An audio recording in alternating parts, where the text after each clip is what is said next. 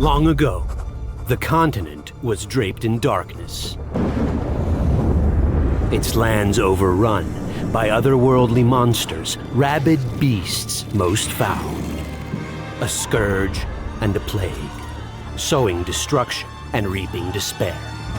Those who wished to end the plight took up arms against the wretched creatures. All of them brave, all noble, all doomed. Yet amid the anguish, there was still hope. Alzur and Liliana, mages committed to ridding the world of all its horrors.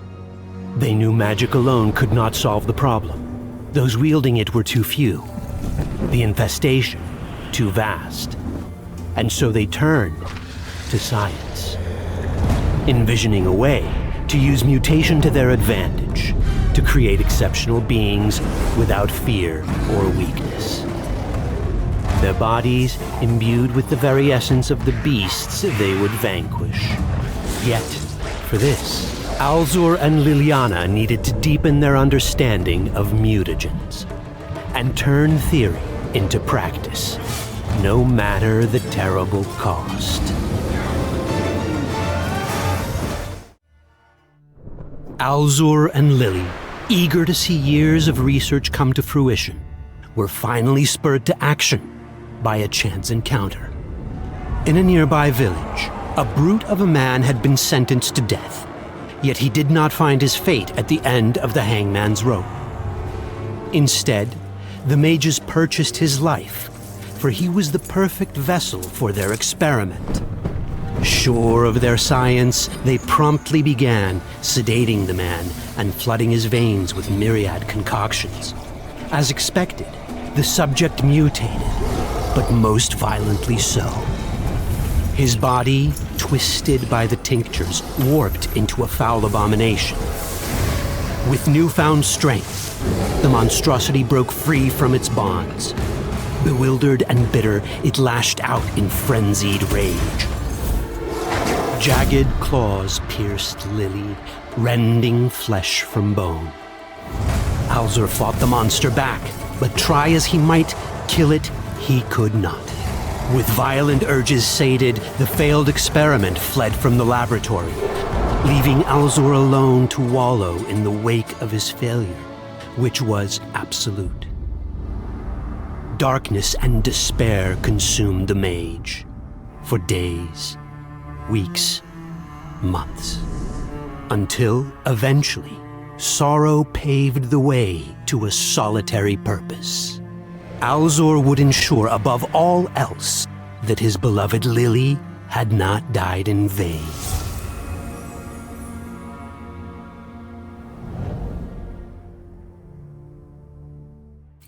During an excursion north, Alzur, cursed by an insatiable curiosity, found himself pursuing the mystery behind a series of suspicious deaths. Thanks to the mage's incredible knack for deductive reasoning, he was able to identify the culprit, a courtesan with a grudge against men and a penchant for poison.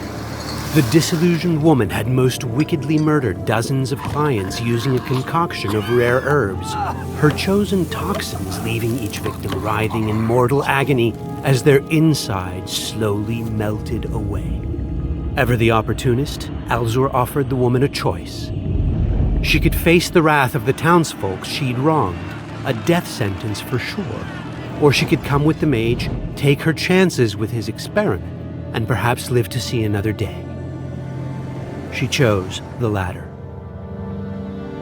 Of course, the mage hoped she would survive the procedure, but if her life was to be forfeited, he surmised, then perhaps she could find redemption in her sacrifice.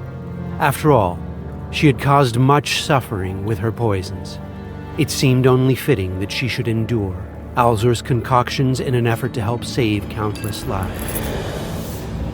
Yet this particular experiment yielded results that confounded the mage. The mutations meant to reshape the body did not progress, the entire process resembling a subtle poisoning. She did not squirm, she did not struggle, she did not suffer in any tangible way. The courtesan simply closed her eyes, and then she died. This fruitless attempt with the courtesan ingrained in the mage a prejudice that he would never shake, and from that day onward, of the many subjects exposed to his experiments, only a handful would be female.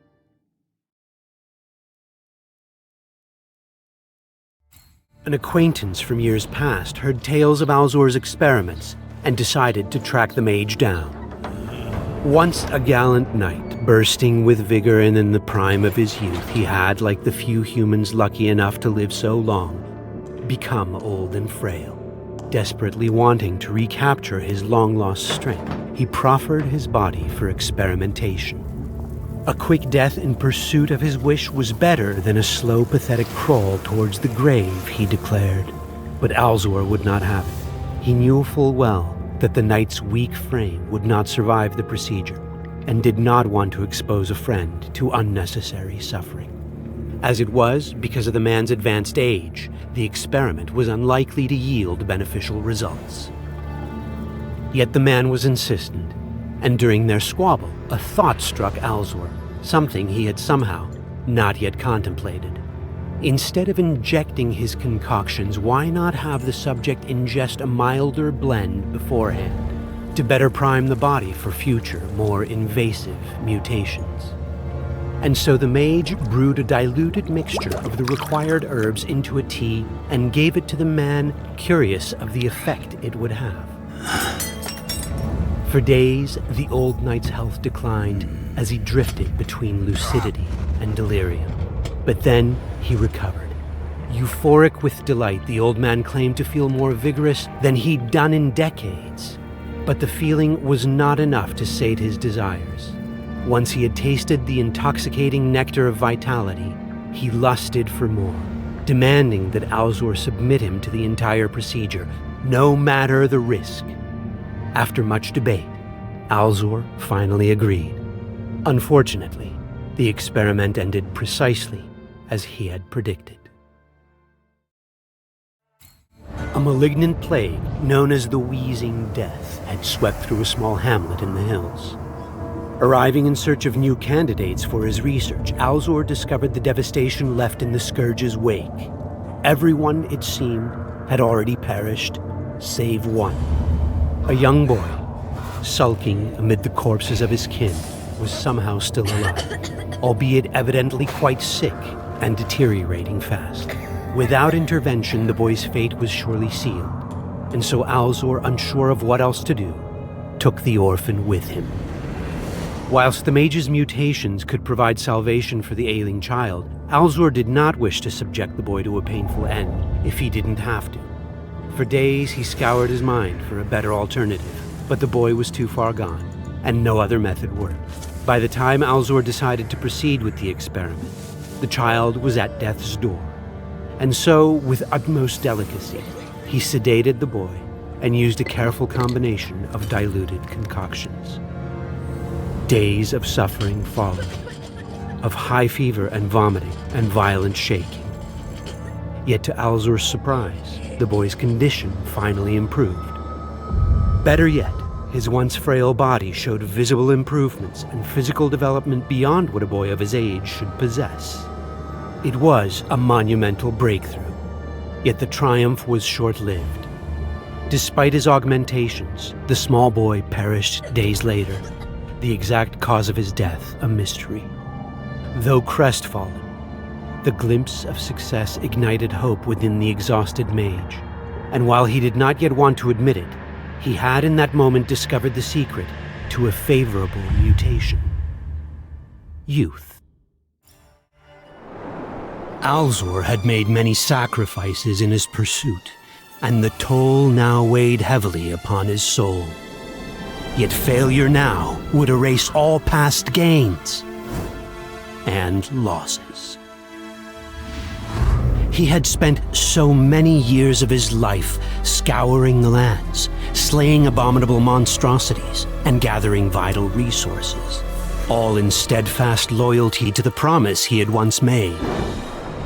Alzur needed only to take the final step. For too long he had hoped there would be another way. Alas, he could ignore the obvious no longer. There would be no more half measures. Youth he concluded. It had to be. With his new process all but perfected, Alzur sedated the young boy he had adopted during his latest excursion, then carefully administered his concoctions. In spite of all the odds, the procedure did not mangle the boy's body, nor did it render him inert.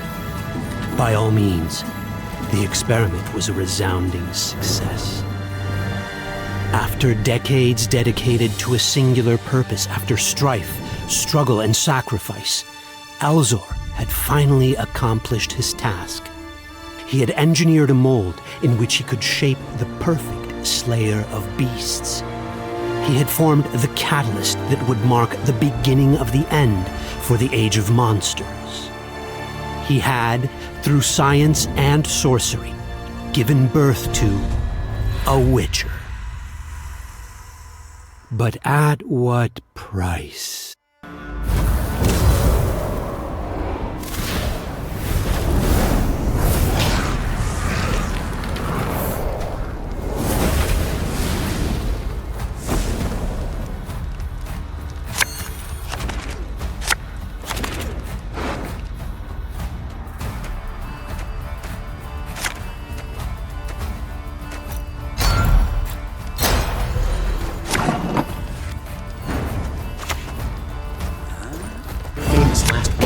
There.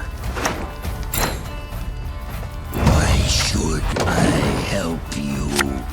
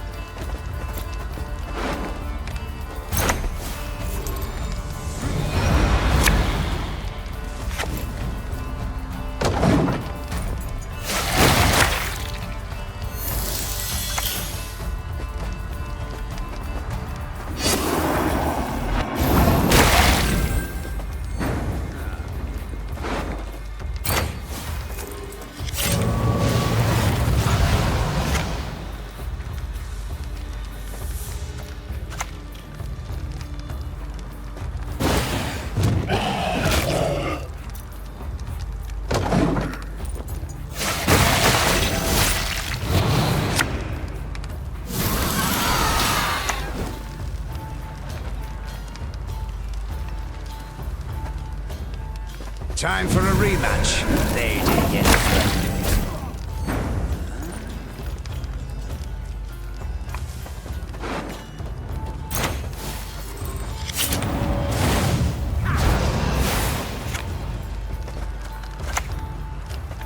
Have no interest in politics.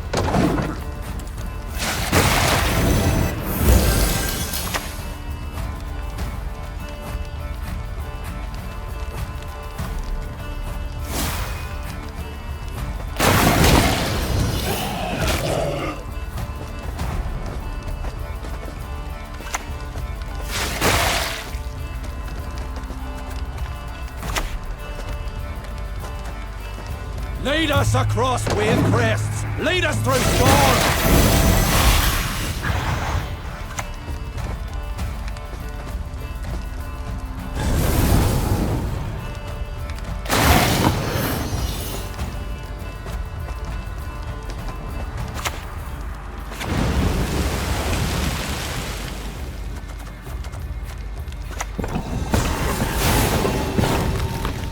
Herzer.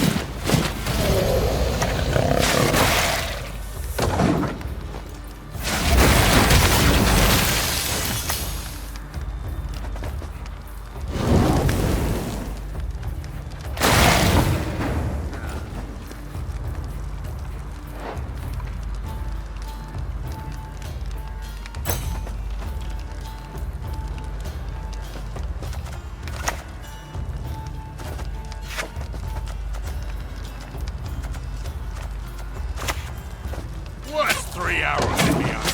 A pinprick! That's one!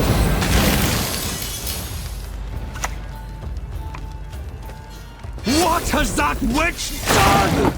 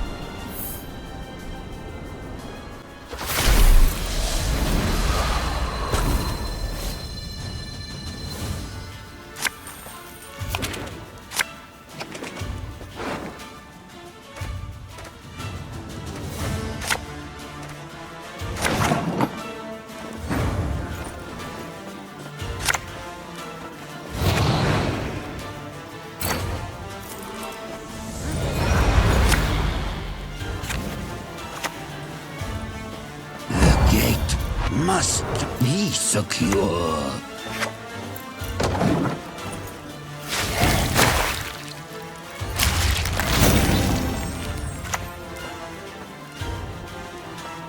Only the pure white of stone. All else disgusts me.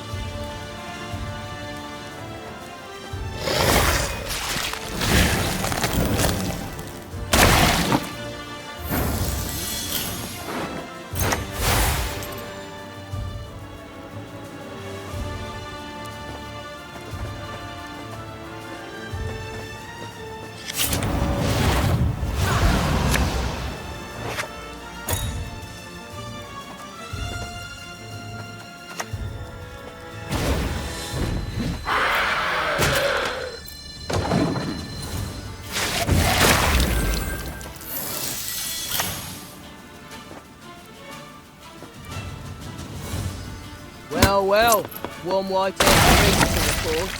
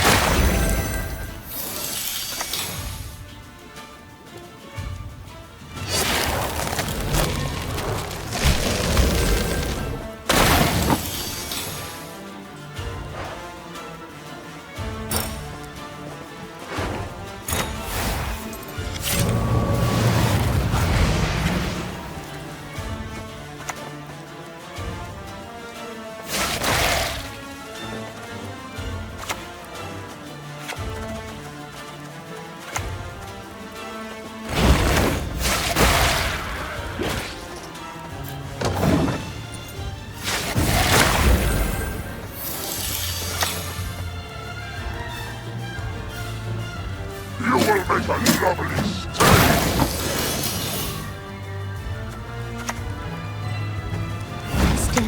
lie silent, but then no cries.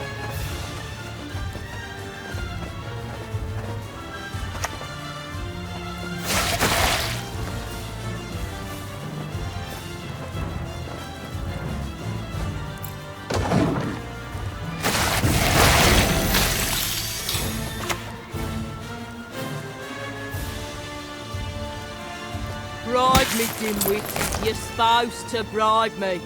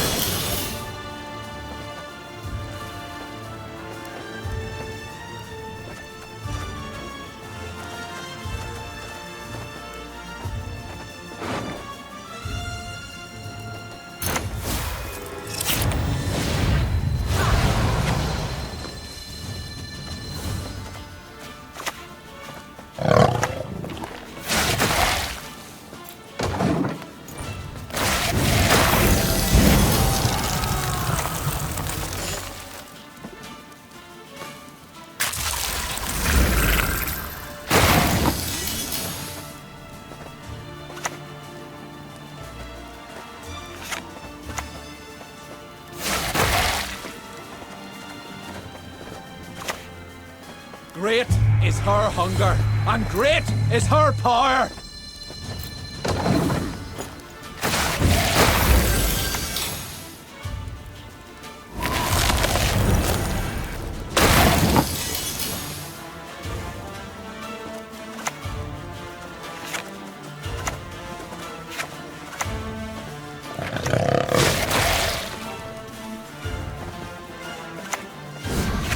Should've listened to me, old lady.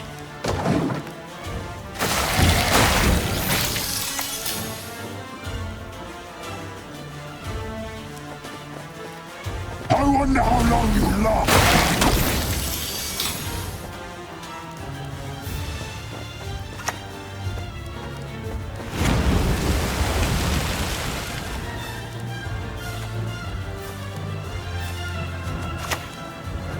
And plate!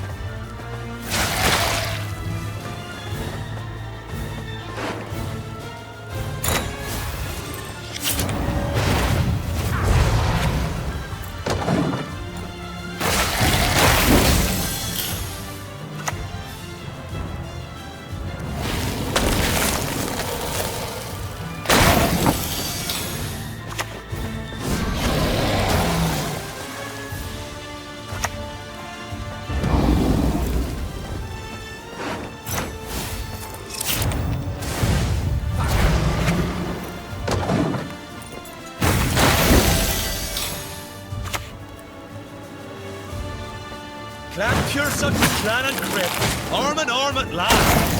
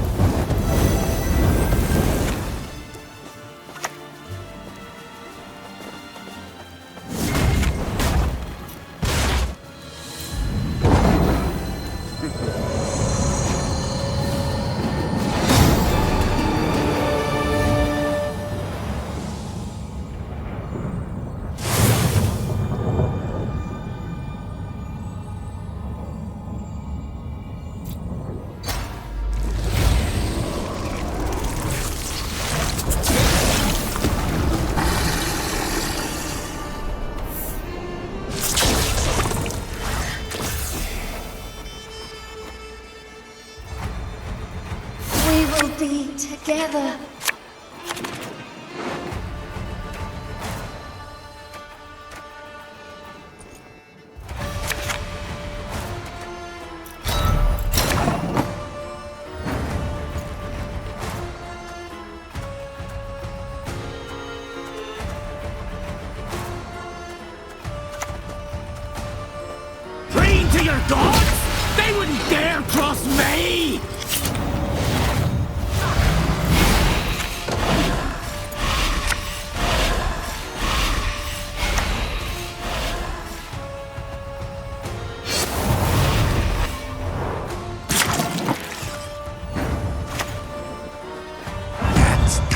cellmate tower.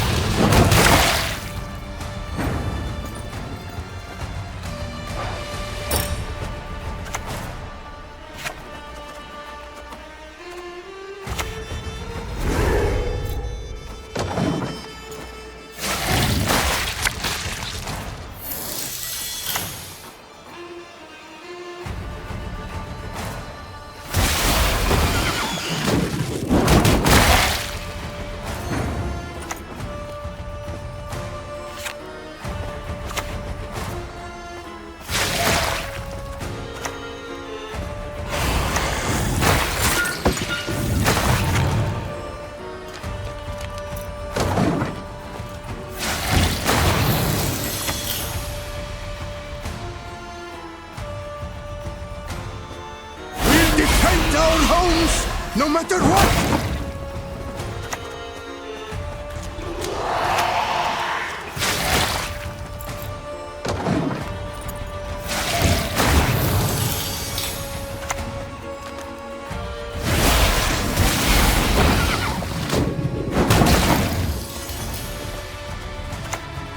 We didn't come here to build sandcastles.